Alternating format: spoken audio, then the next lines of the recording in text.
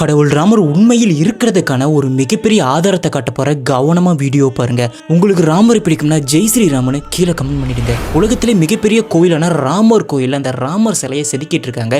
இதை பல மாசங்களா செதுக்கிட்டு இருக்காங்க. ஆனா இங்கே தான் ஒரு மிக அபூர்வமான சம்பவமே நடந்துச்சு. அதாவது அந்த சிலையை செதுக்கும் போது தினமும் கரெக்டாக 4லேருந்து 5 மணி வரைக்கும் ஒரு குரங்கு அந்த சிலையை செதுக்கிற நேரத்துக்கு வந்து அந்த சிலைக்கு பக்கத்தால் ரொம்பவே உட்காந்து அந்த சிலையை ஒத்து பார்த்துட்டு இருக்கோமா. கரெக்டாக அந்த 4 to 5 வரைக்கும் அந்த குரங்கு தினைக்குமே அங்கே வந்து அந்த சிலை செதுக்கிறத நல்லா ஒத்து பார்த்துட்டு இருக்குமாம்மா.